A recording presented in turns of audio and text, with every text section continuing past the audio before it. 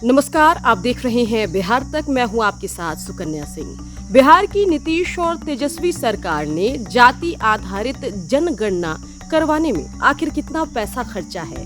अगर आपकी भी उत्सुकता इस बात को जानने में है तो इस खबर को अंत तक जरूर देखिए। पटना हाईकोर्ट में दायर किए गए हलफनामे में बिहार सरकार ने पटना हाईकोर्ट को जानकारी दी है कि अब तक जाति आधारित जनगणना करवाने में बिहार सरकार 115 करोड़ रुपए खर्च चुकी है।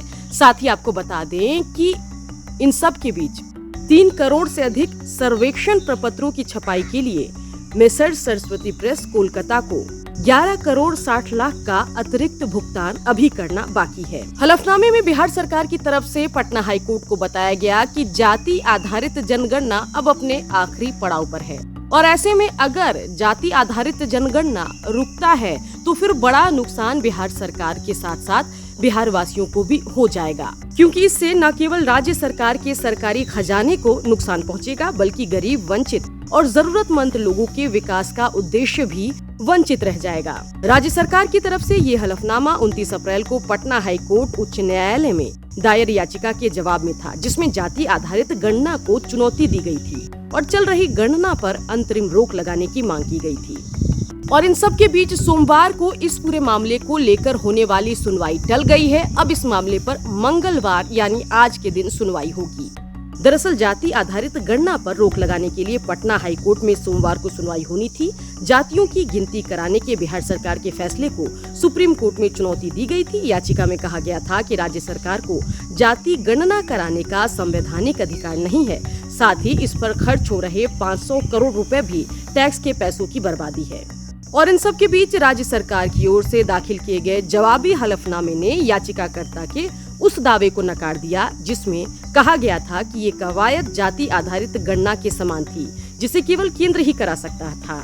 यह भी कहा गया कि जातियों की गिनती में लोगों की गणना हर 10 साल में की जाती है।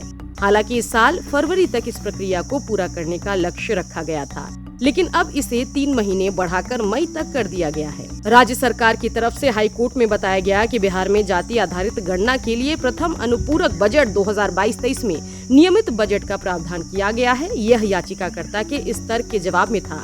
इसे कराने के लिए बिहार आकस्मिकता निधि से 500 करोड़ रुपए अलग रखे गए थे। साथ ही सरकार ने हलफनामे में ये भी जानकारी दी कि पूरी जाति आधारित गणना होने के बाद जब फाइनल रिपोर्ट आएगी, फाइनल आंकड़े आएंगे, तो उसका इस्तेमाल जो है कोई भी ऐसी संस्था जो निचले तबकों के हितों के लिए काम कर रही है वो भी कर सकती है। साथ ही बिहार सरकार की तरफ से कहा गया कि जातीय जनगणना करवाने वाला बिहार पहला राज्य नहीं है। 2014 में कर्नाटक ये करवा चुका है। साथ ही छत्तीसगढ़ में भी ओबीसी की गिनती हो रही है और आर्थिक रूप से पिछड़े वर्ग की भी गिनती हो रही है। तो चलिए, सरकार ने अपना पक्ष रख दिया है, अपनी दलील हलफनामे में दे दी है और कह दिया है कि जातीय जनगणना में सरकार 115 करोड़ रुपए खर्च कर चुकी है। लेकिन देखने वाली बात होगी कि पूरे मामले पर आगे जब सुनवाई होती है तो क्या कुछ बातें निकलकर सामने आती है। बिहार की खबरों के लिए आप देखते रहिए बिहार तक।